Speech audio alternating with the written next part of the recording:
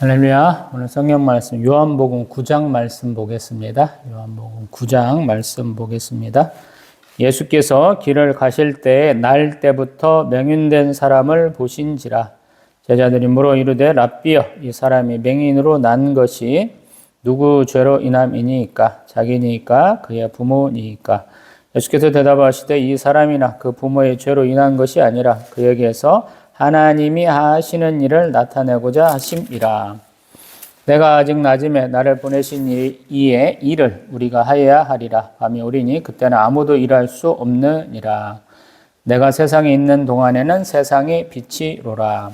이 말씀을 아시고 땅에 침을 뱉어 진흙을 이겨 그의 눈에 바르시고 이르시되 실로암 못에 가서 씻으라 하시니, 실로암은 번역하면 보냄을 받았다는 뜻이라. 이에 가서 씻고 밝은 눈으로 왔더라. 이웃 사람들과 전에 그가 거린인 것을 보았던 사람들이 이르되 이는 앉아서 구걸하던 자가 아니냐? 어떤 사람은 그 사람이라 하며 어떤 사람은 아니라 그와 비슷하다 하거늘 자기 말은 내가 그라 하니 그들이 묻되 그러면 내 눈이 어떻게 떠졌느냐? 대답하되 예수라 하는 그 사람이 진흙을 이겨 내 눈에 바르고 나더러 실로암에 가서 씻으라 하기에 가서 씻었더니 보게 되었노라. 그들이 이르되 그가 어디 있느냐? 이르되 알지 못하노라 하니라. 그들이 전에 맹인이었던 사람을 데리고 바리새인들에게 갔더라. 예수께서 진흙을 이겨 눈을 뜨게 하신 날은 안식일이라. 그러므로 바리새인들도 그가 어떻게 보게 되었는지를 물으니 이르되 그 사람이 진흙을 내 눈에 바르매 내가 씻고 보나이다 하니, 바리새인 중에 어떤 사람은 말하되 이 사람이 안식일을 지키지 아니하니 하나님께로부터 온 자가 아니라 하며, 어떤 사람은 말하되 죄인으로서 어떻게 이러한 표적을 행하겠느냐 하여 그들 중에 분쟁이 있었더니, 이에 맹인되었던 자에게 다시 묻되 그 사람이 내 눈을 뜨게 하였으니 너는 그를 어떠한 사람이라 하느냐? 대답하되 선지자니이다 하니, 유대인들이 그가 맹인으로 있다가 보게 된 것을 믿지 아니하고 그 부모를 불러 묻되 이는 너희 말에 맹인으로 나타나는 너희 아들이냐? 그러면 지금은 어떻게 해서 보느냐? 그 부모가 대답하여 이르되 이 사람이 우리 아들인 것과 맹인으로 난 것을 아나이다. 그러나 지금 어떻게 해서 보는지 또는 누가 죄송합니다. 그 눈을 뜨게 하였는지 우리가 알지 못하나이다. 그에게 물어보소서. 그가 장성하였으니 자기 일을 말하리이다. 그 부모가 이렇게 말한 것은 이미 유대인들이 누구든지 예수를 그리스도로 시인하는 자는 출교하기로 결의하였으므로 그들을 무서워함이러라. 이러므로 그 부모가 말하기를 그가 장성하였으니 그에게 물어보소서 하였더라. 이에 그들이 맹인이었던 사람을 두 번째 불러 이르되 너는 하나님께 영광을 돌리라. 우리는 이 사람이 죄인인 줄 아노라. 대답하되 그가 죄인인지 내가 알지 못하나 한 가지 아는 것은 내가 맹인으로 있다가 지금 보는 그것이니이다. 그들이 이르되 그 사람이 내게 무엇을 하였느냐? 어떻게 내 눈을 뜨게 하였느냐? 대답하되 내가 이미 일렀어도 듣지 아니하고 어찌하여 다시 듣고자 하나이까? 당신들도 그의 제자가 되려 하나이까? 그들이 욕하여 이르되 너는 그의 제자이나 우리는 모세의 제자라. 하나님이 모세에게는 말씀하신 줄을 우리가 알거니와 이 사람은 어디서 왔는지 알지 못하노라. 그 사람이 대답하여 이르되 이상하다. 이 사람이 내 눈을 뜨게 하였으되 당신들은 그가 어디서 왔는지 알지 못하는도다. 하나님이 죄인의 말을 듣지 아니하시고 경건하여 그의 뜻대로 행하는 자의 말을 들으시는 줄을 우리가 아나이다. 창세 이후로 맹인으로 난 자의 눈을 뜨게 하였다 함을 듣지 못하였으니 이 사람이 하나님께로부터 오지 아니하였으면 아무 일도 할 수 없으리이다. 그들이 대답하여 이르되 내가 온전히 죄 가운데서 나서 우리를 가르치느냐 하고 이를 쫓아내어 보내니라. 예수께서 그들이 그 사람을 쫓아냈다 하는 말을 들으셨더니 그를 만나서 이르시되 내가 인자를 믿느냐? 대답하여 이르되 주여 그가 누구시니오이까? 내가 믿고자 하나이다. 예수께서 이르시되 내가 그를 보았거니와 지금 너와 말하는 자가 그이니라.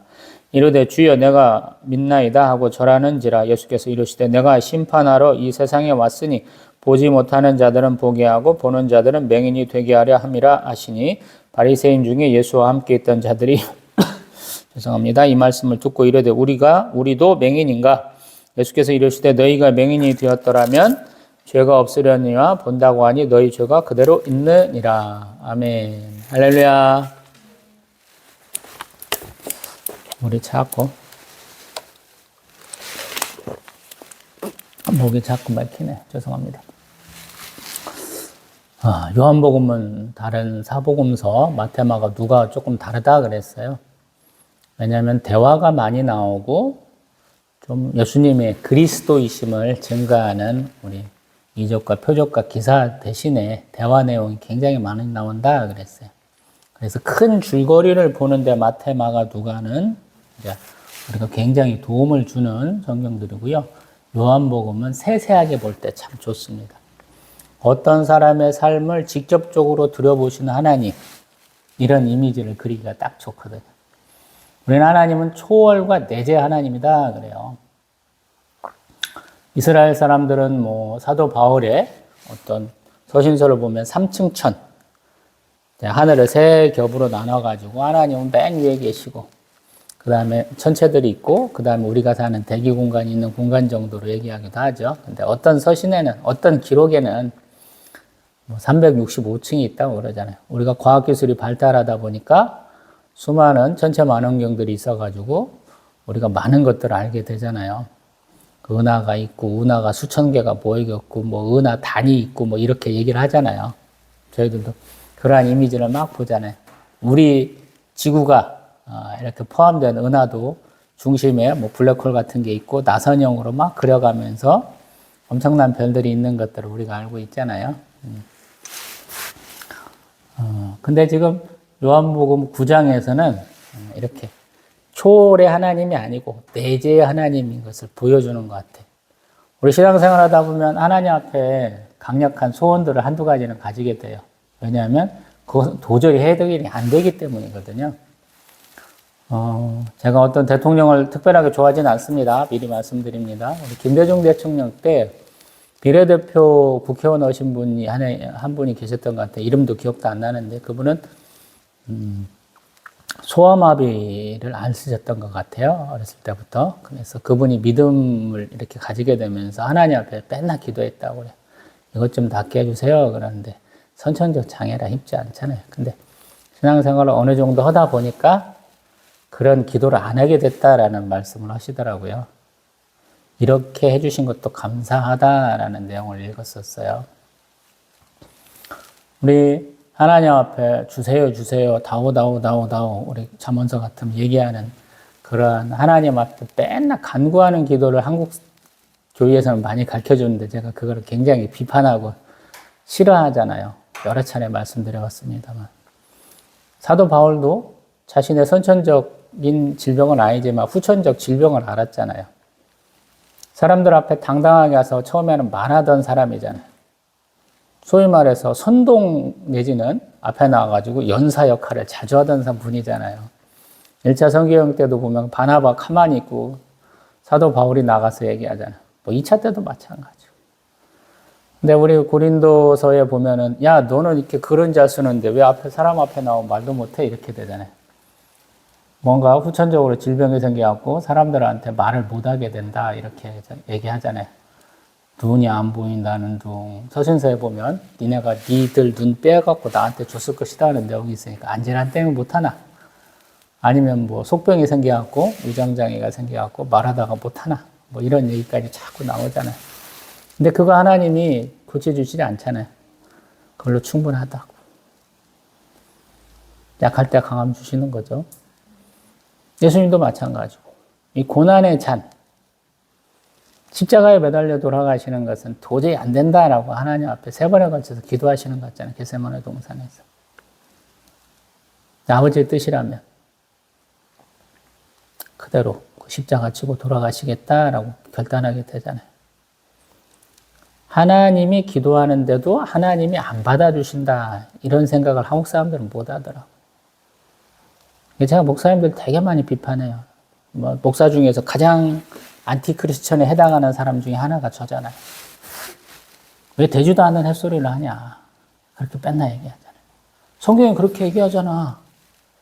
그런 전례가 있잖아. 왜 그런 전례를 뛰어넘어가지고 산기도 가고 기도원 가고 금식하고 하면서 왜 떼써가지고 내가 원하는 시간, 내가 원하는 장소, 내가 원하는 걸 다 받아야 기도라고 가르치냐고 제가 그러잖아요.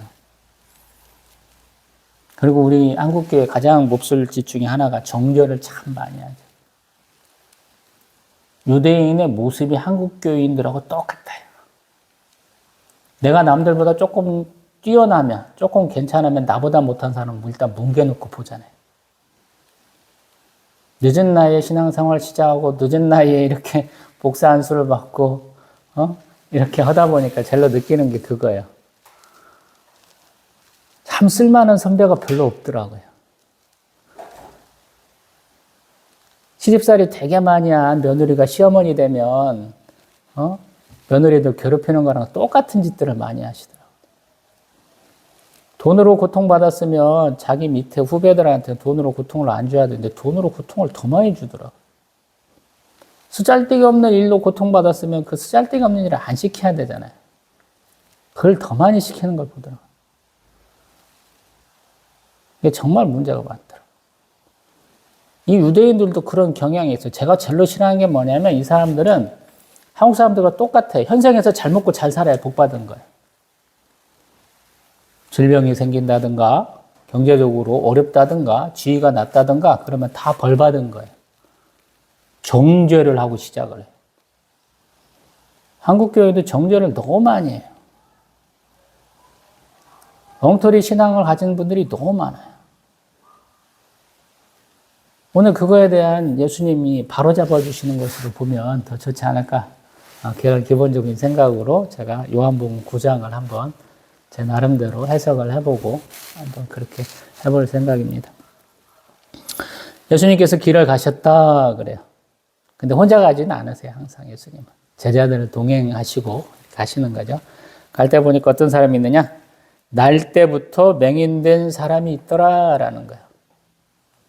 후천적으로 맹인됐는지 선천적으로 맹인됐는지 어떻게 알았는지 모르겠지만 사람들이 다 그렇게 얘기하는 걸 알고 있는 상황이다라는 거예요.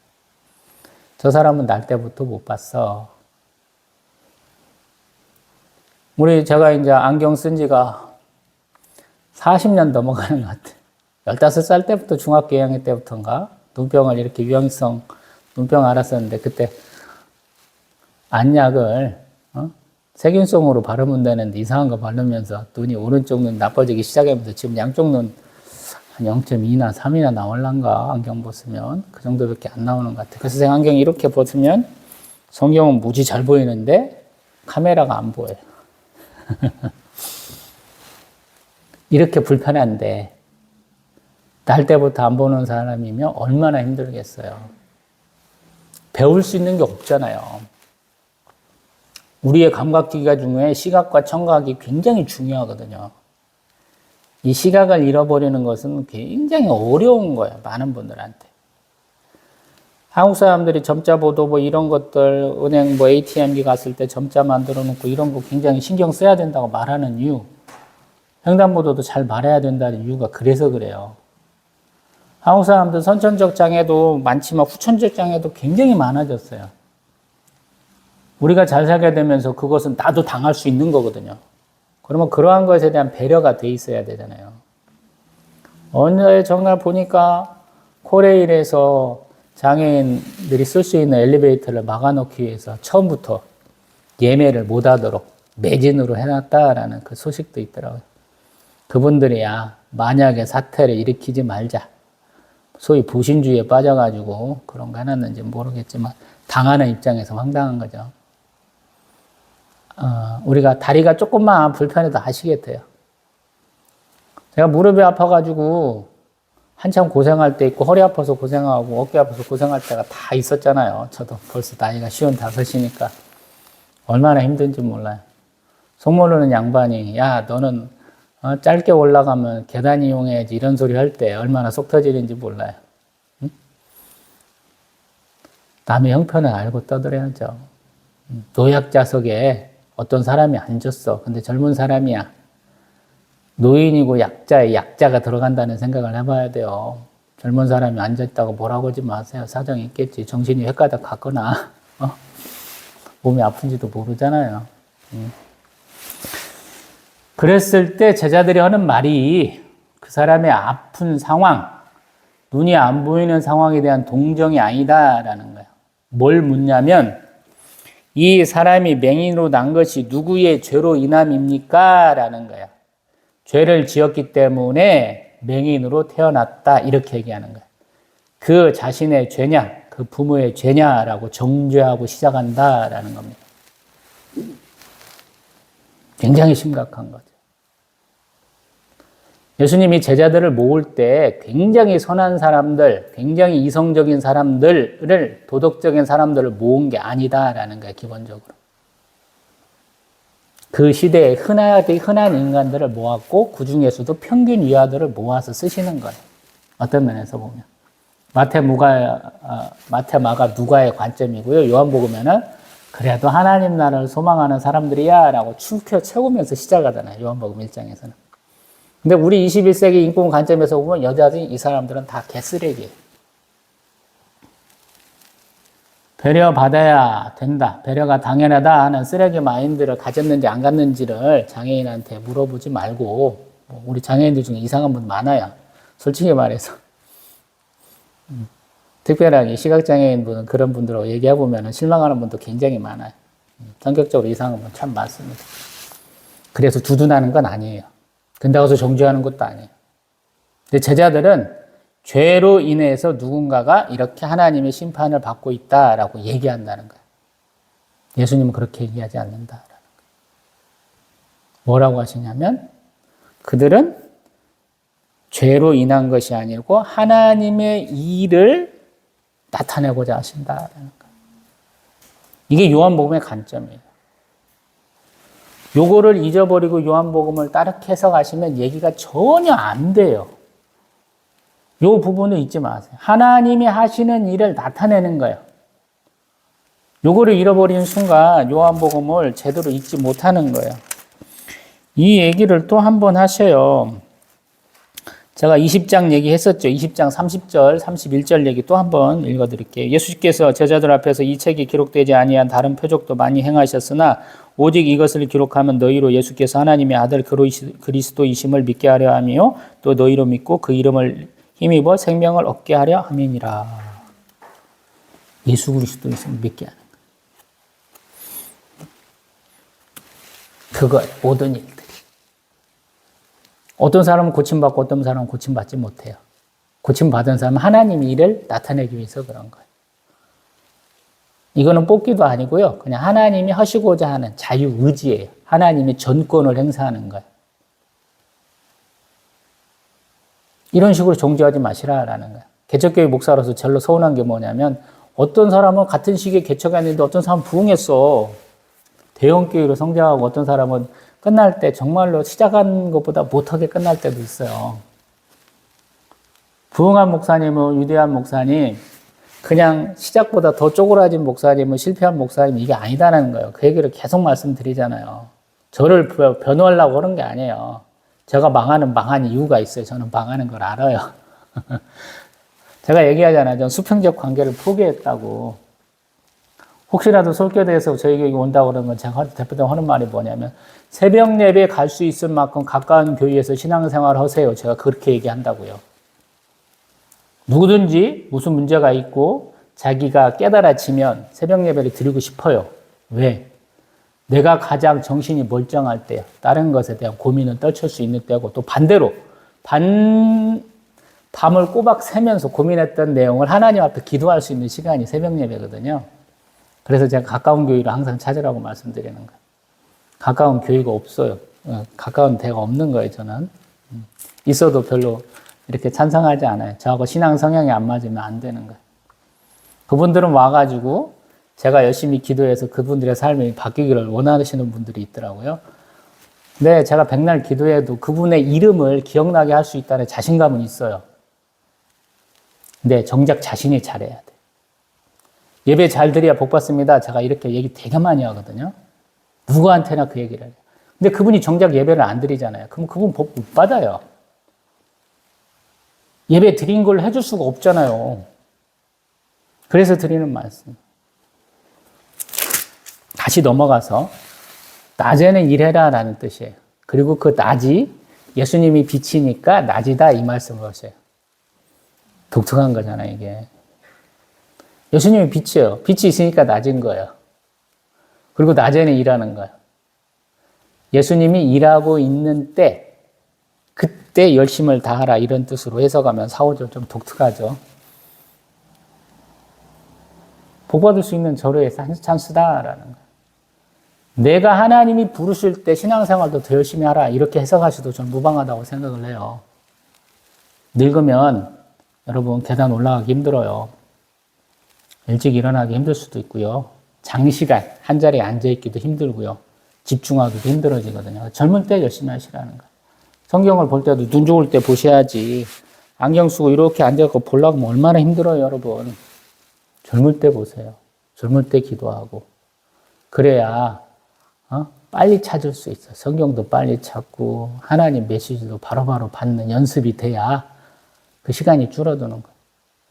언젠간 되겠지? 언젠간 되면 누가 학원 다니고 누가 인터넷 강의 듣고 그래요, 여러분. 자격증 따니라고. 그리고 이제 6절 이하로 좀 독특한 장면이 나와요. 예수님은 주로 말씀으로 치유하시거든요. 믿음을 보시고 너의 믿음 때문에 나았다 그러는데 이 선천적 장애를 갖고 있는 맹인으로 태어난 분을 치료하는 과정을 보면 우리가 봤을 때는 굉장히 비위생적이에요. 어떻게 하느냐? 침을 뱉어. 땅을 이렇게 짓이겨요. 그리고 그것을 눈에다가 펴서 발라줘. 질색팔색하겠죠, 여러분.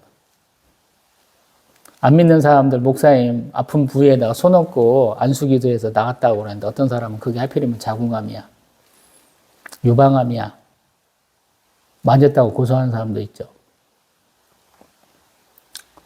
이단에 가서도 그런 짓들 하더라고요. 얼마나 광신도면 이단 갈까 저는 그러는데 그 이단에서도 그 짓들 해. 근데 본인은 나섰는데도 그거 갖고 또 그렇게 얘기하더라고요. 말씀을 하면 괜찮은데 우리는 확실하게 보여주려고 안수기도도 많이 하시잖아요, 목사님. 예수님은 더 더럽게 얘기해요. 예수님이 눈먼 사람들 고치는 과정을 보면 우리 마태복음 20장에서는 여리고 맹인을 고쳐주시는데 그때는 눈을 그냥 만지셨어요. 그리고 이제 베세다 망인을 고치는 마가복음 8장은 눈에 침을 뱉고 그 다음에 보이냐고 물어보니까 그냥 사람이 나무떼기처럼 보여요. 막 그러니까 다시 한번 안수하셔 고친 적이 있어요. 2번에 걸쳐서. 한 번에 안 고친 그런 얘기예요. 마가복음 8장은 좀 독특하긴 해요. 거기서 나중에 다룰 때 한번 더 말씀드려 볼게요. 근데 이 요한복음 9장은 이렇게 비위생적으로 하셨어요. 왜 그럴까요? 잘은 모르겠어요. 예수님이 이런 행위를 하는 이유를 잘 모르겠다라는 거예요. 그냥 말씀만 하면 되잖아요. 근데 굳이 침을 뱉어서 진흙을 이겨서 그 진흙을 딱 발라주신다라는 거예요, 눈에다가. 그러면서 뭐라고 하냐면 실로암 모세가 와서 씻으라라는 거예요. 이 말은 뭐냐면 가는 기간이 그렇게 짧지는 않겠다. 거리가 바로 가지는 않겠다. 이런 뜻 아니겠어요? 그런 거 아닙니까, 여러분? 근데 예수님이 요한복음에서는 자주 보내세요. 베데스다 연못에서 고치는 장면도 가만히 보면 아니 그냥 쉽게 하시지. 요한복음 5장에서도 연못가에서 가서 물에다 담궈라 이런 말씀은 안 하시지만 자리 들고 일어나 가라 이렇게 말씀하시잖아요. 그 장소를 떠나야 되잖아요. 좀 이렇게 행동을 동반하는 일들을 요한복음에서는 많이 하셔요. 요한복음의 특징이다 보면 돼. 행동을 요구한다. 우리 한국 사람들은 나의 행동이 필요 없다고 생각해. 많은 분들이. 원스톱 서비스. 내가 가만히 있으면 하나님이 다 해주시기를 원하는 거예요. 이게 굉장히 우스워요. 성경에서 가장 어떻게 빠르고 가장 어떠면 손쉽게 이룰 수 있는 것들을 우리만 선호한다는 거예요. 우리 식당에 앉았는데 주문하자마자 갑자기 상 하나가 쭉 와가지고 쭉 밀면서 딱 채워지는 거 우리 굉장히 좋아하잖아요. 한 상 채워지는 거. 순창에 가면 한식집들 유명해요. 젤로 유명한 집 한번 가보면 그 집은 상에다가 이렇게 탁 담아갖고 두 분이서 나이 드신 어머님들이 한 70도 더 80 가까이 되는 분들이 둘이 딱 갔다가 딱 줘. 1인당 10,000원이었으니까 지금 한 12,000-13,000원, 15,000원까지 올라갈 수도 있겠는데, 그거 보면서 참 대단하다 그러는데, 그거보다 더 신속한 서비스가 많은 곳에서 이루어지잖아요. 근데 성경에서는 그러한 신속한 치료뿐만 아니라 예수님께서도 이렇게 장시간을 요구하는 것도 하셨다라는 걸 받아들이면 돼요. 그러면서 학자들은 다양한 얘기를 해요. 옛날 사람들은 침에 효과가 있었다 이렇게 얘기하는 거예요. 한국 사람들 그러잖아. 목에 물리면 침 발라고 효능이 있다라고. 개들도 헌대를 핥아주잖아요. 응? 그런 모습이 있어요. 그래서 이걸 비위생적으로 보지 말고 예수님의 치료 행위도 하나의 한 행위였구나, 한 방법이었구나라고 이해하시면 쉽게 넘어갈 수 있죠. 그리고 그가 눈이 났으니까 주변의 반응들이 좀 대단해요. 이웃들, 또 알았던 사람들은 저 사람 앉아서 구걸하던 사람 아니야? 또 어떤 사람 맞네. 어떤 사람 비슷하긴 한데 아닐 수도 있겠는데, 또 어떤 사람 맞아. 근데 다 궁금한 거야. 왜? 궁금하잖아요. 우리도 괜히 궁금해서 드라마도 보고 영화도 보고 인터넷도 뒤져보고 그러잖아요. 산불 났는데 산불을 얼마나 많이 잘 껐는가는 별로 관심이 없어. 그 수많은 이재민들 수만 명이 어떻게 지내고 있는가는 별로 관심이 없고요. 연예인들 누가 기업 얼마가 구호성금 얼마나 냈냐 이런 것만 더 열심히 쳐다보잖아요. 당해보셨어요?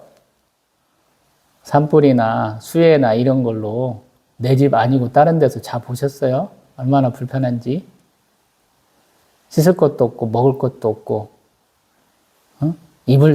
이불도 별로 시원찮고 내 집 다 타가지고 그거 어떻게 복구할지 폭포할지. 한국 사람들이 이렇게 감성은 많이 멀어. 예전 같으면 강원도에서 뭔 일 났다고 전국에 있는 소방관들 다 불러갖고 갔죠. 지금은 그게 안 되잖아요. 체계가 바뀌어가지고. 경북에서 불났어. 가장 최소한도의 인원만 놔두고 전국에 가서 불 끄면 되잖아요. 소방청 헬기 수십 대에 여러분. 러시아에서 들어온 카모프 행기가 부품값이 너무 비싸서 없애자는 얘기도 있는데 받아먹는 커미션이 많다고 그거 끝내 유지하는 데도 있고요. 한국에서 만든 새로운 헬기 소방헬기로 개발하지 않은 측도 있어가지고 그거 쓰기도 하고 막 별로 그래요. 산이 높아서 못 끈다고요? 낙엽이 1m가 쌓여갖고 못 끈다고요? 아이고, 그럴 수 있어요. 제 생각에는. 다 쏟아 부으면 돼요, 여러분. 산 하나가 다 탈 것 같다고요? 주변 산 다 깎으면 됩니다, 여러분. 1초에 불길이 8km를 날아갔다고요? 다 포기하면 됩니다, 여러분. 근데 그걸 못해요, 여러분. 책임자의 역량이 코딱지만 해. 제가 언제가 이런 얘기 했죠. 휴일날 당직 쓰는데, 미국 애들은 만약에, 투스타가 소장이 사단장쯤 최고면 그 밑에 바로 원스타쯤이 당직을 쓴다 그러는데 한국 사람들은 당직 누가 서냐면 기껏해야 중2 대위짜리가 쓰고 있어요. 뭔 일 나면 위에까지 보고하느라고 시간 다 가고요.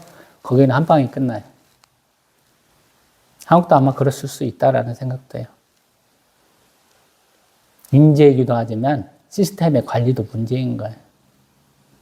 책임질 수 있는 사람이 있어야 되잖아요. 그리고 권한을 막대하게 줘야 되고 그 권한을 행사하는 데 있어도 문제가 있는 건 다 또 책임도 져줘야 되고 보호도 해줘야 되고. 우리가 그 살림 만드냐고 얼마나 힘들었어요. 어줍지 않게 정치 공세로 허자는 게 아니고 이러한 큰일 겪었으니까 시스템을 마련해보자 이런 얘기에서 한번 들어봤습니다. 자, 근데 이 사람의 대답은 뭐냐면 예수라 하는 사람이 나보고 실로암 못에 가서 씻으라고 해서 씻어서 나섰다 이 얘기를 하는 거예요. 이 사람은 당당하죠. 아직 상황이 뭔지 몰라. 예수가 누군지 아직 잘 몰라. 화제의 인물인지를 모르는 거야. 그러면서 야 예수님 어디 있어? 예수 어디냐? 그러니까 나 잘 모르겠는데 난 그 사람이 하라는 대로만 했어. 이렇게 얘기하는 거야. 아직 믿음이 있는 때가 아니에요. 근데 13절에 보면 그들이 이 전에 맹해있던 사람을 데리고 누구한테 데리고 가냐면 바리새인들한테 데리고 간다라는 거예요. 왜 데리고 갔을까요? 문제의 소지가 있으니까. 마침 안식일이었다라는 거예요. 안식일에는 대개 39가지의 행위를 못하게 된다 그래요. 최대 이동 거리도 800m라 그래요. 그 말 듣고 제가 얼마나 웃겼는지 모르겠어요. 800m밖에 못 간대요, 주일에는. 안식일에는. 그 모든 노동행위가 금지돼요.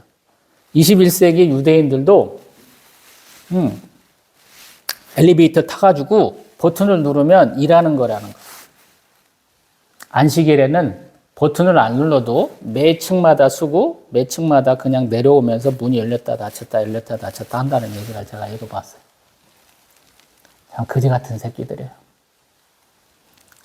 그 유대인들 맨날 상징하는 다윗의 별, 이스라엘 국기 드는 또라이 같은 인간들 제가 100만 년도 더 욕할 수 있어요. 믿는 기독교인들이 어떻게 이런 또라이 짓 하는 놈들을 상징하는 그 나라, 이스라엘 국기 왜 드는 거예요? 제발 그 짓은 하지 마세요. 종교하고 정치는 다른 거잖아요. 근데 우리를 가장 우리답게 해주는 예수 그리스도를 십자가에 못 박혀 돌아가게 하시는 그 놈들이에요. 예수님을 아직도 욕하는 놈들이에요. 그 놈들을 국기를 왜 흔들어주는 거예요, 우리가? 정치적으로 한국과 이스라엘은 가까운 나라예요. 국방협력도 자주 하고 경제적으로도 많이 저희가 협력합니다. 외교적으로도 서로 쌍쌍이 서로 돌봐줍니다. 우리 주변에서 중국, 일본, 대만 이런 놈들 깝칠 때 이스라엘은 우리 편 들어줍니다. 우리도 마찬가지예요. 이스라엘 까는 놈 있으면 우리도 가서 편 들어줘요. 터키는 우리 친구가 아니지만 이스라엘은 우리 친구가 맞아요. 정치적으로. 종교적으로는 대적이에요. 대적. 절대 흔들지 마세요. 자, 다시 넘어가 봅니다. 이 사람 계속 같은 얘기를 해요. 예수가 진흙을 내 눈에 바르고 내가 씻고 봅니다. 그러니까 너 이 사람이 안식을 안 지키니까 하나님께로부터 온 자가 아니잖아. 이 얘기를 하는 거야. 그들 중에 바리새인 중 어떤 사람들이 16절에 보니까 어떤 사람은 죄인으로서 그러면 그 사람이 죄인이라는 건데 안식을 안 지키니까 여러 가지 문제 일으키고 있으니까 죄인인데 어떻게 이런 표적을 행하겠느냐라는 거야. 이게 문제예요. 이 사람들이 하는 것이. 이루어진 일을 가지고 판단을 하면 그의 신분을 특정할 수 없는 거거든요. 정죄를 해놓고 이 사람이 의인이냐 죄인이냐 이렇게 만들려니까 어려운 거예요. 우리도 이런 짓 되게 많이 하거든요. 우리는 일단 정죄해놓고 시작을 해요. 나이가 많다는 둥, 나이가 적다는 둥, 복을 못 받았다는 둥, 별의별 얘기를 다 하거든요. 세상 밖에서 성공한 사람을 우리 기독교인들 만들기 위해서 별의별 짓을 다 해요. 제가 맨날 비판하잖아요. 여기도 순복음교회. 교회도 안 다니던 놈이에요. 손바닥에다 왕자 쓰고 다녀요. 무속인한테 맨날 물어보고 이러는 애예요. 근데 대통령 선거운동 할 때도 성경 하나 주면서 야, 여기도 순복음교회 나와서 예배 드려야지. 뒷구녕으로는 또 뭐하고 있어요. 이만희하고 이렇게 접촉해가지고 별짓 다 하던 것이 다 드러나잖아요. 지금 탄핵 과정에서. 그가 대통령 될 것 같으니까 밀어가지고 우리 교회 성도 만들자. 뭐 하는 짓들이에요, 그게. 조찬기대회 가면 좀 큰 소리 좀 치고 혼내기도 해야지. 민심이 어떻다고 가르쳐는 줘야 될 거 아니에요. 맨날 가서 좋은 얘기만 했을 거라는 거야. 그래서 안심하다는 거야. 이제 17절 또 보면 또 물어요. 뭐라고 묻느냐? 야, 그럼 넌 어떻게 생각해? 그 사람 어떻게 생각해? 우리는 죄인이라고 자꾸 자기들끼리 얘기를 해요. 분위기를 몰아가고 있어. 근데 이 사람은 선지자입니다라는 거예요. 선지자. 이 선지자라는 것은 모세와 같은 선지자. 신명기 18장에서 얘기하는 그 선지자. 세례 요한한테 물었던 그 선지자. 이런 개념이에요. 하나님께서 보내셔서 우리가 지금 당면하고 있는 이 문제, 로마의 압제에서 벗어나서 하스모니안 왕가와 같은, 더 나아가서는 우리 다윗의 후손으로서 우리에게 올 왕, 이사야 선지서에서 얘기하는 그 한 뿌리, 한 싹, 한 가지에 해당하는 분이 오기를 소망하고 있는 거예요. 한 아기로서. 우리 마태복음 같으면은 헤롯 왕이 물어갖고 하는 베들레헴에서 태어나는 그 아기. 근데 유대인들은 안 믿는 거예요. 뭘 안 믿어? 선천적 장애를 갖고 태어났다가 고침받은 걸 안 믿는 거예요. 그래서 야, 부모 불러와 라고 얘기하는 거예요. 성경에서 유대인 쓰였으면 무조건 부정적인 거예요. 우리가 그렇게 알아야 돼. 유대인들은 그 당시 이스라엘 사람들 이렇게 해석하면 안 돼요. 그 세대 유대인 그러면 굉장히 부정적으로 부른다라고 보면 돼요. 기독교인들한테 유대인들은 대적이에요. 그런 관점으로 쓰고 있다라는 것을 알고는 있어야죠. 부모에게 묻기를 19절 야, 이게 너희 아들이야? 이 사람이 너희 아들이야? 근데 지금 어떻게 해서 보냐라고 묻는 거예요. 근데 부모가 이게 우리 아들이에요. 그리고 맹인으로 낳았어요. 근데 지금 어떻게 해서 보는지는 우리가 모르겠어요. 그가 장성했으니까, 컸으니까 한번 보이네에게 직접 물어보세요. 이렇게 얘기한다는 거예요. 왜 그러냐면 22절에 그 이유가 나왔어요. 예수를 그리스도라고 시인하는 자는 출교한다라는 거예요. 이 출교가 뭔지 제가 몇 차례 말씀드립니다만은 굉장히 심한 벌이에요. 따돌리겠다, 왕따시키겠다, 사회적으로 매장해버리겠다라는 뜻이에요. 회당에서 성전에서 많은 일들이 벌어지는데 거기에 이제 들어갈 수가 없어요. 종교 행사만 하는 게 아니에요. 재판도 이루어지고, 거기 가서 계약도 맺고, 관원상제 다 벌어지고, 사람들이 교제하고 이런 것들이 다 정해지는데, 거기에서 쫓겨난 거예요. 그리고 이렇게 쫓겨난 사람들하고는 거래도 안 해요. 교제가 없어요. 그래서 자신의 삶이 그냥 사람들로부터 그냥 격리돼 버리는 거예요. 굉장히 무서운 벌이잖아요. 물건을 살 수 없다라고 생각을 해보세요, 여러분. 한국 사람들은 인터넷으로 딱 배달시키면 새벽 배송이 있잖아요. 쿠팡이 얼마나 편한지 몰라요. 새벽 예배 나오려고 하면 저희 집 문간에 딱 있거나 새벽 예배 마치고 집에 가면 저희들 아파트 문에 딱 있거든요. 얼마나 편해요. 하루도 안 돼갖고 배송되는 경우도 있잖아요.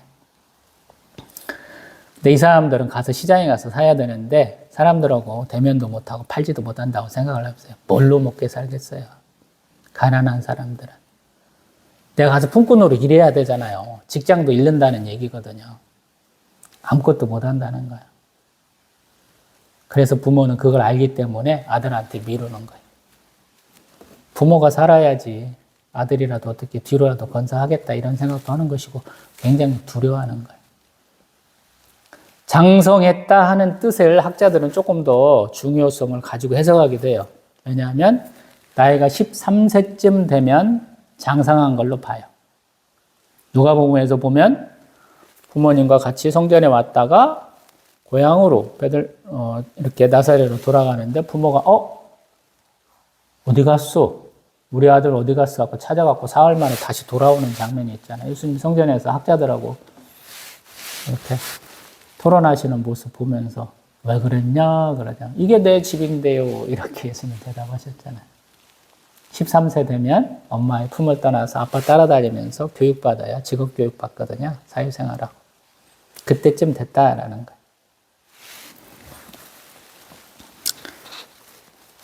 그래서 다시 맹인을 불러서 전에 맹인이었던 사람을 불러서 묻는 거예요. 너는 하나님께 영광을 돌리라 라는 거예요. 하나님을 찬송해라. 우리는 이 사람이 죄인인 줄 안다 라는 거예요. 하나님께 영광을 돌려라. 그럼 맹세해라. 진실만을 말할 것을 맹세하라. 이런 뜻이에요. 쉽게 말하면. 이제 거짓말하면 혼난다. 참말로 말해. 이 사람은 죄인이다. 근데 이 전에 맹인이었던 분의 대답이 참 걸작이에요. 25절. 우리가 이런 대답할 수 있을지 모르겠어요. 이 말을 이렇게 해석하면 돼요. 다니엘의 세 충주 하나냐, 미사엘, 아샤라가 7배나 더한 그 풀무불 앞에서 고백하는 것 같아요. 하나님이 그리 아니하실지라도 우리가 하나님 앞에 범죄할 수 없습니다. 신상 앞에 절할 수 없습니다. 라는 그러한 위대한 장면을 떠올린다면 더 좋겠어요. 사자굴에 떨어질 그 위기 앞에서도 다니엘이 당당했던 것 같으면 좋겠다 이 말씀이에요. 그걸 못 느끼신다면 너무 그냥 무감각하게 바라보시는 장면이에요. 25절. 그가 죄인인지 내가 알지 못하나 한 가지 아는 것은 내가 맹인으로 있다가 지금 보는 것입니다. 라는 거예요.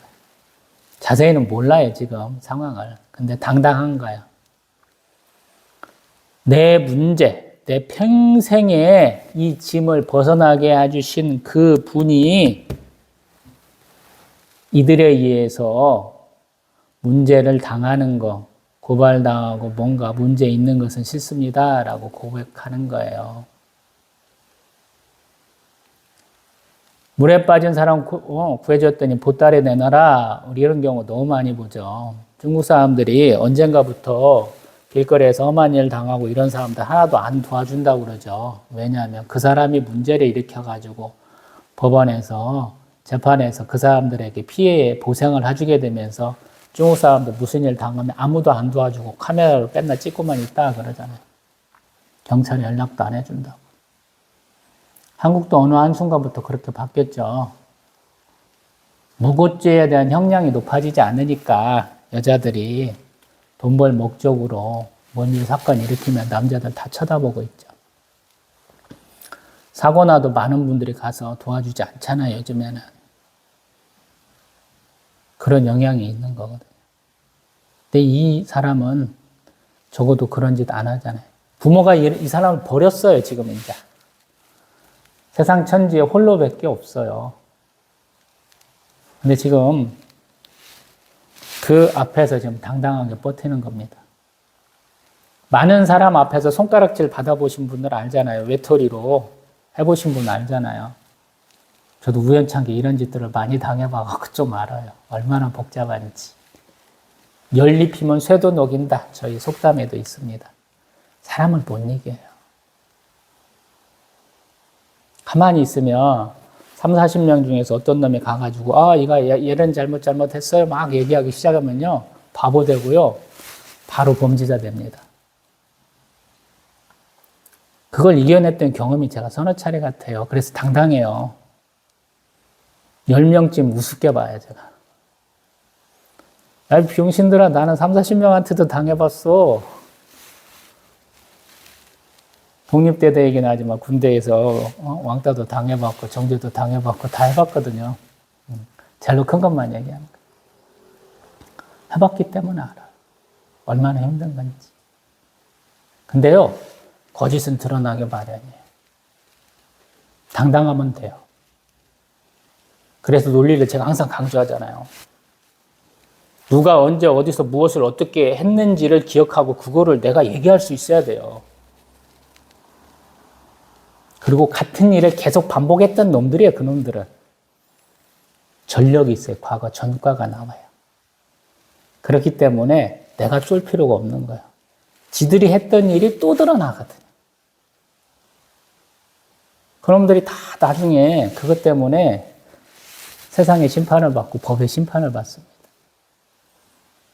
당당하시라는 얘기예요. 하나님을 두려워하라고. 이 사람도 지금 그래요. 자, 요한복음 오면서는 시간의 제약을 벗어나려고 그러죠. 할 얘기가 많으니까. 40분에서 50분짜리 동영상이 아니고 1시간 넘는 것도 충분히 좀 생각을 좀 해주셨으면 좋겠어요. 너무 중간에 끊으니까 이상해지잖아요, 제가. 내용을 잘 전달하지 못하겠더라고요. 그래서 더 많이 하려고 그래요. 현실만을 얘기를 했어요. 사실을 적시했어요. 이게 가장 중요해요. 정죄받을 때 네가 무슨 문제를 했지? 그 사람은 잘못했지 할 때 사실을 얘기해야 된다는 거예요. 이게 사도 바울이 공의에 나가서 자주 하시는 방식이에요. 법정에서도 하시는 방식이에요. 서신서에도 그 말씀 드려보잖아요. 사도행전 다룰 때도 그렇게 얘기를 했죠. 사실을 적시해야 된다. 개인적인 판단은 나중에 해도 돼요. 사실 적시가 먼저예요. 25절 그거 한 말이 그래요. 나 다 모르겠고 내가 맹인이었는데 이제 지금 봅니다. 그 사람들 강요하는 거예요. 거짓 자백을 강조하는데 그 얘기를 지금 하는 거예요. 그 다음에 26절에 또 얘기하잖아요. 그 사람이 내게 무엇했느냐? 어떻게 눈을 뜨게 했느냐? 근데 여기서부터 그가 삐딱선을 타기 시작해. 먼저 얘기했잖아요. 침 뱉어갖고 진흙 이겨서 눈 발라갖고 실로암이 한번 보내갖고 봅니다. 이 얘기를 한번 했잖아요. 주변 사람도 증언했을 것이고. 우리가 항상 이 사람들이 말하는 법정이 굉장히 우리의 안기부 같은데, 대공분실 같은데, 70년대, 80년대 그 암울한 시기에 비밀 지하실에서 막 물고문하고 전기고문 해가지고 막 한다고 이런 굉장히 비극적 이미지, 첩보 영화 봐가지고 막 그 스파이들 막 고문하고 이런 걸로 생각하지 마세요. 이 사람들의 법정은 위가 뻥 뚫려 있어요. 회당에서. 하나님이 직접 보신다 그래서 지붕조차 없는 사람들이에요. 근데 다만 증인 조작들을 많이 해요. 위압으로 많이 눌러요. 그걸 생각을 하셔야 돼요. 현장은 팍 뚫려 있다. 밝은 공간이다. 그리고 사람이 굉장히 많다. 그래서 그 연립을 내가 담당하기 위해서 굉장히 담대해야 된다라는 거예요. 제가 성령 충만을 항상 얘기할 때 용기와 지혜를 강조했죠. 사도행전 다루면서. 여기도 마찬가지예요. 이 사람이 지금 가장 보여주는 행동 중에 가장 우리가 본받을 만한 것이 용기라는 거예요. 용기. 믿음에는 항상 용기가 당연스럽게 들어가요. 한국 사람들은 믿음은 그냥 믿음이에요. 용기라는 단어를 넣지 않아요. 시류에 따라서 그냥 흘러가면 좋은 거예요. 어떤 큰 사람, 어떤 권력 있는 사람이 얘기하는 대로 따라가는 게 믿음이라고 착각하거든요. 근데 그 사람한테 대항하기 위해서 하나님이 나를 쓰실 때도 있다는 거예요. 그래서 믿음이 용기를 동반하는 경우가 굉장히 많아요. 아주 특수한 상황일 수도 있어요. 자, 27절. 내가 이미 일렀고 당신들 듣지 않았어요? 근데 뭐로 또 얘기하라고 합니까? 당신들도 그들의 제자가 되고자 합니까? 라고 역공을 핀다는 거예요. 그래서 이 사람이 독특한 사람이에요. 역공을 할 수 있다는 게. 이게 굉장히 똑똑한 사람이에요. 눈은 못 보고 있지만, 선천적 장애를 태어났지만, 이 똘끼도 있고 굉장히 똑똑하다는 거예요. 이 그리스 시대부터 사람들은 말 잘하는 사람이 지도자가 됐어요. 남이 뭐라고 하는 대로 듣고 대답만 하면 바보예요. 지식이 없고 그 다음에 좀 쫄리고 있구나라는 거예요. 반대를 해야 되고 다시 역공을 할 수 있어야 돼요. 그래서 성경을 보다 보면 예수님 누군가와 대화할 때 보면은 묻는 대로 대답하는 게 별로 없잖아요. 그런 생각 안 해보셨어요? 온유한 선생님이라면 궁금한 것들 다 물어봐. 내가 가르쳐 줄게. 이렇게 한다고 우리는 생각하잖아요. 성경에서 그런 부분 많단가요? 별로 없죠. 예수님 같은 경우는. 역공을 항상 피잖아요. 가르쳐 주시지만 그들의 내면 안에 무언가를 있는 거, 어떤 꿍심이 있는가를 다 아시는 예수님이니까 꼭 반대를 하잖아요. 이 사람이 그런 걸 한다는 거예요, 여러분. 그래서 이 사람이 여기에 등장한다라는 생각을 해봐야 돼요. 믿는 사람들은 어떻게 해야 되는지. 예수님 뽑으신 12 제자가 아닌데도 불구하고 공의와 같은 환경 가운데서 지금 또 내쫓겼잖아요. 처음에는 유대인들, 바리새인들, 그 다음부터는 유대인들 이렇게 모였다니까 결국에는 그가 잡혀간 곳이, 불려간 곳이 점점 높은 곳으로 불려갔다라는 이미지를 그려야 돼요, 여러분. 처음에 그냥 장터 같은 데 모여가지고 사람들 많은 데서부터 한두 사람한테 막 이렇게 질문받고 있는 것이 아니에요. 시간이 지나가면서 공간도 일반인이 가서 두려움을 느낄 만한 그런 공간으로 점점 바뀌었다 이런 생각을 해봐야 된다는 거예요. 우리는 그런 생각 안 하죠. 근데 말하는 게 점점 그렇게 바뀌어가잖아요. 위협적으로 바뀌어가잖아요. 처음에는 그냥 그만한 사람들이 묻고 답하는 것 같지만 점점 위협적으로 바뀌죠. 이 사람이 지금 공위까지 올라간 것 같아요. 일반인이요? 70명이 공유한 것 같아서 숨을 쉰다고요? 여러분들 아무것도 아닌데 갑자기 경찰서 갔다가 갑자기 대법원 가서 마지막 최원 진술을 하는 것 같은 그런 느낌이라고 보시면 돼요. 물론 대법원 가서는 수사 기록에 의해서 하는 것이지 사람이 직접적으로 증언한 일은 없습니다만은 그냥 고등법원 정도에 끌려가가지고 최후 진술을 하십시오 이렇게 한다는 분위기로 생각하시면 돼요. 내 말 한마디 잘못하면 끝이에요. 그런 관점으로 보시면 돼요. 근데 이 사람이 거기서 당당하게 외친다라는 거. 굉장히 놀라운 거죠.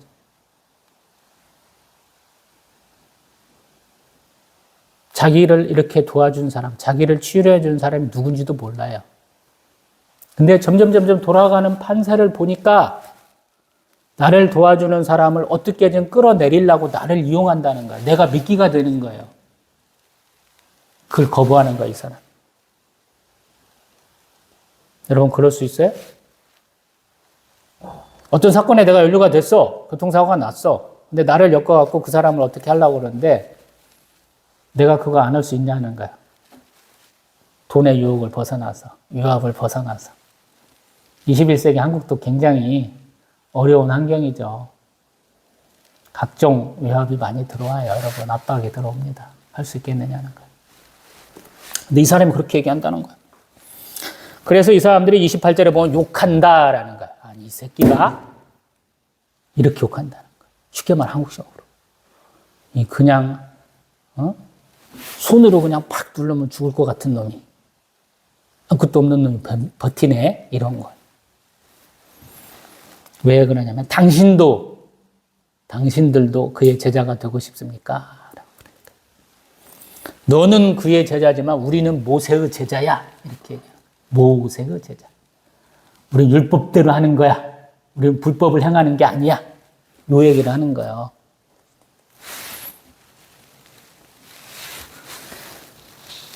하나님 모세에게 말씀하셨지만 이 사람이 하는 것은 그냥 거짓인 것 같아. 어디서 왔는지도 우린 모르거든. 이렇게 얘기하는 거예요. 근데 그 사람은 완전히 삐딱선을 탔어요. 뭐라고 그러냐면 30절 이상하네. 이 사람이 내 눈을 뜨게 하였을 때 당신들은 그거 어디서 왔는지도 모르네. 31절 더 가관이죠. 하나님이 죄인의 말을 듣지 아니하시고 경건하여 그 뜻대로 행하는 자의 말을 들으시는 줄을 우리가 알잖아요. 하나님의 뜻을 행하는 자만이 이런 일을 할 수 있다라는 믿음이 있는 거예요. 그러면서 자기가 이렇게 큰 축복 받았습니다라는 그 마음으로 32절 창세 이후로 맹인으로 난 자의 눈을 뜨게 하였다 함을 듣지 못하였습니다. 여러분들 들어본 적 있어요? 아직도 없어요, 여러분들. 아직도 의료기술이 거기까지 못 갔어요. 33절 이 사람이 하나님께로부터 오지 아니하였으면 아무 일도 할 수 없겠습니다. 하나님께로부터 온 사람입니다. 라는 욕먹으면서 정면으로 반박한 거예요. 얼마나 용기 있는 행동입니까? 박수 쳐줘야 돼요. 이런 은혜를 베풀어 주신 분이 하나님이시고 예수님이고 성령님이세요. 근데 그 하나님을 배반하는 행위를 우리는 밥 먹듯이 해요. 숨 쉬듯이 해요. 얼마나 범죄자고 얼마나 죄인인지 우리가 알잖아요. 제가 최고잖아요. 성도들 중에서. 그래서 목사가 됐잖아요. 거짓말도 잘하고 화도 잘 내고 죄도 많이 짓고 그래서 하나님의 영광을 더 많이 노래하고 찬송해야 되고 하나님 하신 일을 더 많이 할 수 있도록 이 자리에 서 있잖아요. 여러분도 이렇게 용기 있게 말씀하세요. 이런 일을 행하시는 하나님이 나를 복 주셔서 예수 그리스도의 그 십자가 보혈로 살려서 교회 다니게 하시고 믿음 가지게 하시고 영생을 꿈꾸게 하시고 현재 이 평안을 주셨습니다. 라고 고백하셔야죠. 34절 그들도 이제 포기했잖아요. 열이 끝까지 나가지고 그냥 뚜껑이 팍 터졌어요. 그래서 뭐라고 하냐면 네가 온전히 죄 가운데 태어났구나. 그러면서도 우리를 가르쳐 나가! 출교됐어요. 정죄받고 바퀴벌레 같은 놈이 우리를 이렇게 가르치려고 그러냐라는 거예요.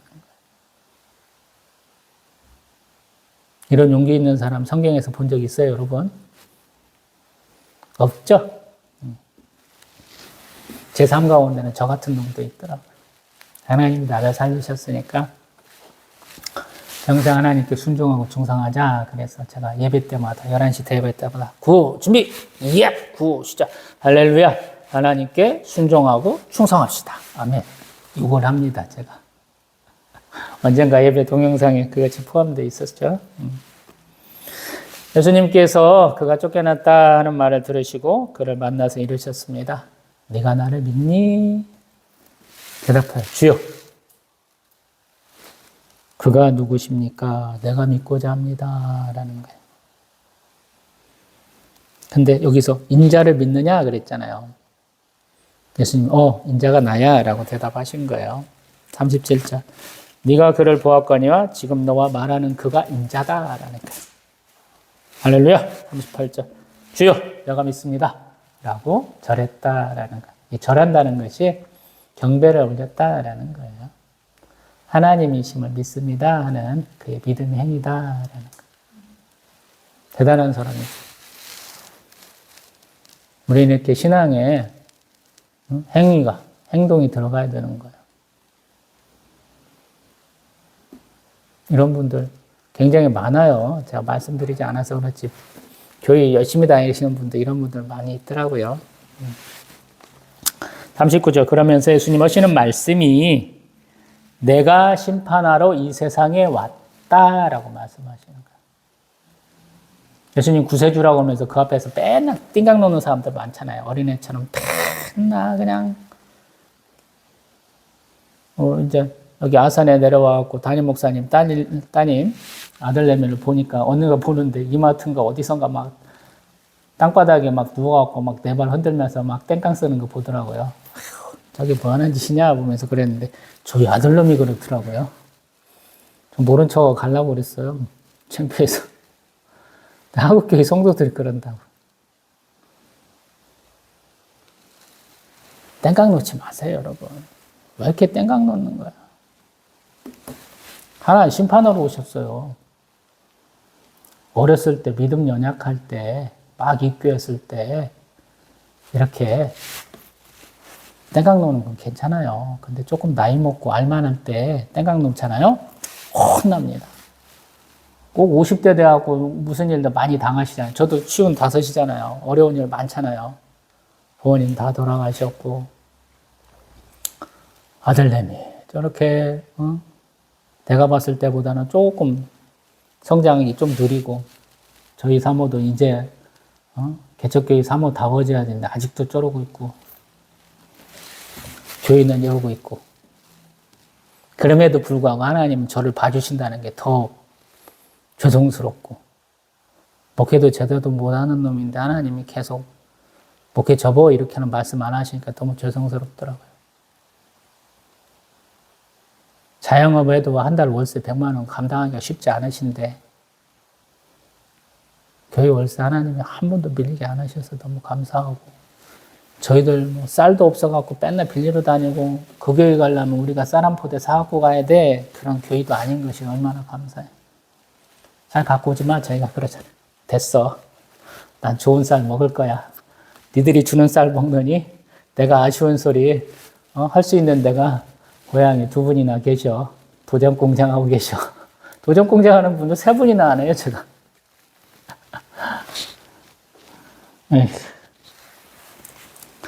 하시는 말씀 또 39절. 보지 못하는 자들은 보게 하고 보는 자들은 맹인이 되게 하려 하신다라는 거예요. 보지 못하는 자들 보게 한다. 뭐 생각나는 거 없으세요?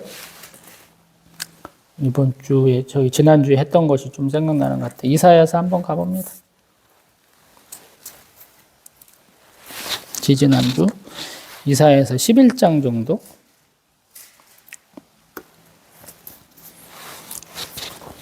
이사야서 11장 1절에 보면 이새우 줄기에서 한 싹이 나며 그 뿌리에서 한 가지가 나서 결실할 것이고 그의 위에 여호와의 영 곧 지혜와 총명의 영이요 모략과 재능의 영이요 지식과 여호와를 경외하는 영이 강림하신다. 그래서 그가 하시는 메시아 사역들이 나오고 그로 인해서 우리 유토피아가 일어나는 상황을 우리 6절에서 9절까지 또 얘기하고 있죠.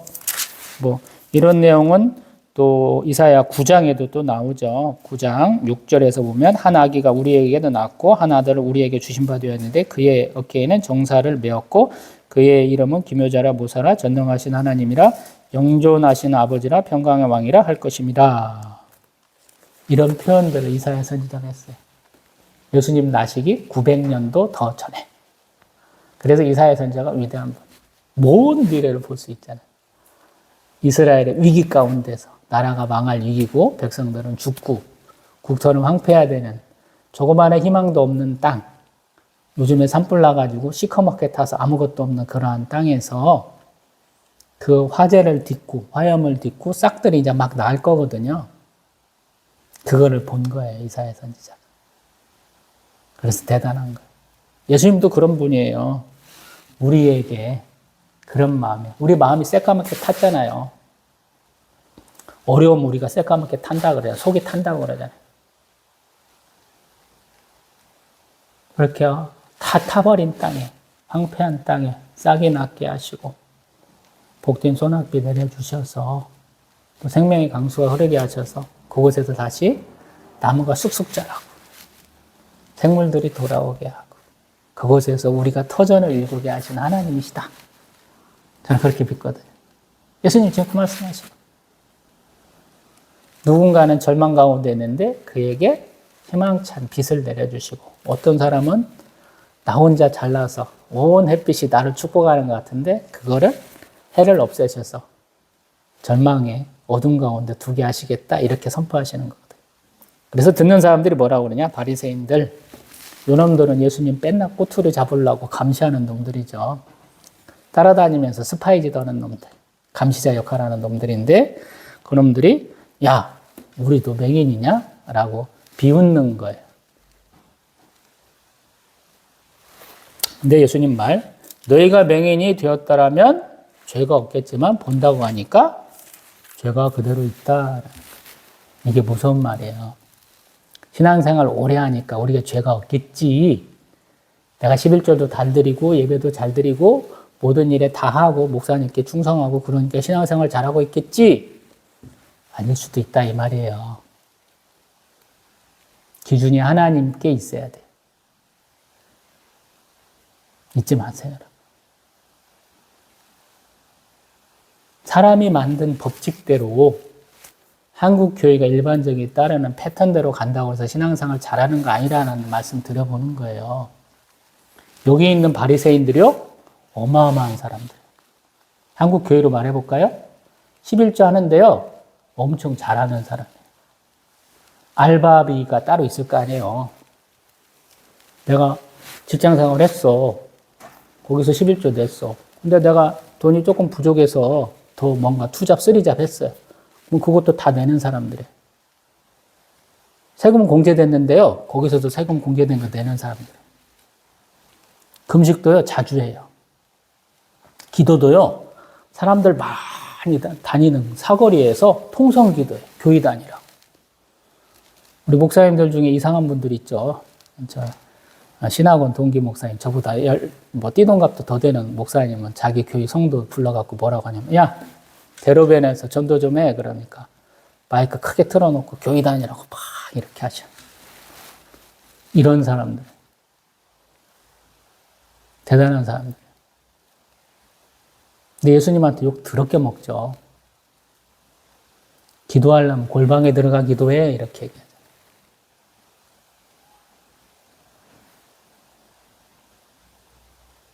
21세기 한국교회도 그래요. 밖에서 보여준 건 되게 잘해. 안에는 많이 썩었잖아요. 우리가 알잖아요. 그래서 웬만하면 조그만 교회 가시라고 제가 그러잖아요. 아니면 바꿀 수 있잖아요. 조그만 교회. 만나고 헤어지는 게 좀 어렵긴 하지만 속 다 볼 수 있잖아요. 제 얼굴 보면서 저 새끼 심술이 가득해. 못 먹고 못 살았어. 이런 거 많이 드러나잖아요. 똑같거든요. 그 사람이 말하는 것과 삶이 똑같은지. 그리고 그 안에 하나님이 성령이 어떻게 역사하시는지를 보라는 거예요. 우리가 사는 100여 년의 삶, 무병장수 하면서 행복하게 살면 감사하겠죠. 근데 영생의 삶이 있어요. 이분 2000년 이상 하나님 나라에서 잘 살고 있을 뿐이에요. 지가 죄지었네, 죄인이네 라고 맨날 정죄받고 살았던 이분, 공회에서도 출교당한 이분은 아마 천국에서 행복하게 살고 계실 거예요. 우리도 마찬가지잖아요. 지구가 얼마나 멸망할 줄 알아요. 태양이 그 수소하고 뭐 이런 것들 다 태우는데 한 100억 년쯤 지난 후에 태양이 꺼진다고 그러잖아요. 우리에게 100억 년의 삶이 허락된다고 생각을 해보세요. 얼마나 감사해요. 그리고 우리가 피조물인데 창조주 앞에 갈 수 있다는 게 그게 더 중요한 거예요. 창조주가 허락한 땅이 있잖아요. 아담과 이브에게. 아담과 하와에게 허락한 땅이 있잖아요. 그 땅으로 돌아갈 수 있다는 거예요. 얼마나 감사해요. 우리 영혼이 그런 회귀 본능이 있어요. 하나님께로 돌아가고 싶은 마음이 있어요. 우리는 잘 인식하지 못하지만. 신앙생활 오래 하시다 보면 하나님을 찾고 싶고 천국에 가고 싶고 이런 생각이 드는 분들이 있을 거예요. 그거는 어찌 보면 우리 신앙생활에 정점에 올렸다라고 저는 평가를 하거든요. 이 세상 거 별로 안 바라보게 돼요. 신앙생활 오래 했는데 남겨진 자녀가 걱정이고 내 남편이 걱정이고 내 아내가 걱정이고 이런다는 거는 신앙의 정점하고는 조금 먼 거예요. 제가 생각할 때는. 내 생명의 근원, 내 존재 가치의 근원은 하나님 앞에 가는 거예요.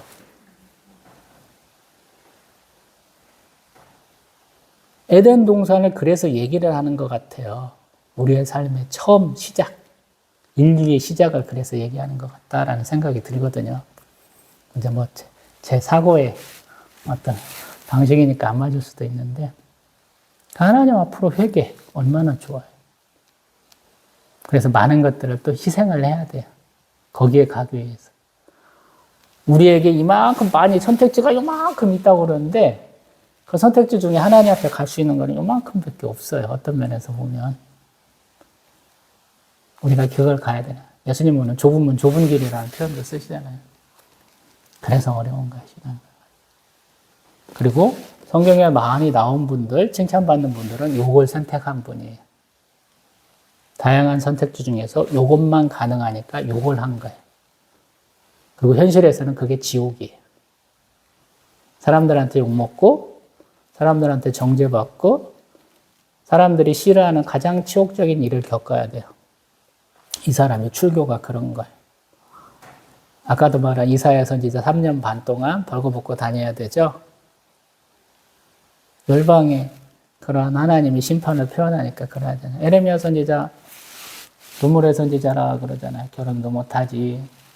이스라엘 백성도 축복도 못하지. 이스라엘 백성을 위해서 기도도 못하지. 잔치집 못 가지. 상갓집 못 가지. 에스겔 선지자, 사랑하는 아내가 죽었는데 눈물도 흘릴 수도 없잖아요. 다니엘 선지자, 그렇게 성공했는데 고향 땅 못 돌아가잖아요.